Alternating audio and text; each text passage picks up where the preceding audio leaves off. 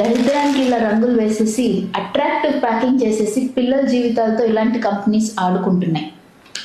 Government కూడా కోట్లు ఖర్చు పెడుతున్నాం హెల్త్ కేర్ మీద అని ప్రచారం ఆపేసి ఇలాంటి కంపెనీస్ని స్టాప్ చేస్తే అందరూ బాగుపడతారు.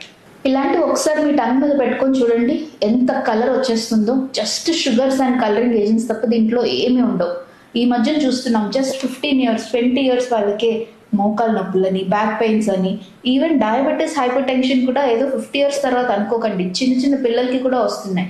ఎస్పెషలీ థైరాయిడ్ ప్రాబ్లమ్స్ కూడా over eating and sugar levels వల్ల. సో ప్లీజ్ పేరెంట్స్, మీ పిల్లలకి ఏం పెడుతున్నారని చిన్న అవగాహన పెంచుకోండి. వాళ్ళు ఏం తింటున్నారు, వాళ్ళ ఫ్యూచర్ ఏంటి అనేది చాలా మీ చేతుల్లో ఉంటుంది. ఇది మ్యానుఫ్యాక్చర్ చేసే వాళ్ళకి బుద్ధి లేదు, అది మనం కంట్రోల్ చేయలేం, గవర్నమెంట్ని కంట్రోల్ చేయలేం. ఎవరో ఏదో ఎందుకు చేస్తున్నారు, వాళ్ళు ఎందుకు మ్యానుఫ్యాక్చర్ చేస్తున్నారు, గవర్నమెంట్ ఎందుకు స్టాప్ చేయట్లేదు, ఇవన్నిటికన్నా ముందు ఫస్ట్ మనం మన పిల్లలకి ఎందుకు ఇస్తున్నాం అనే బేసిక్ ఆలోచన చూసుకోండి. పిల్లలకైతే ఇలాంటివి అస్సలు ఇవ్వకండి. జస్ట్ ఏది ఇచ్చేటప్పుడైనా దాని వెనకాల ఇంగ్రీడియంట్స్ చదవండి.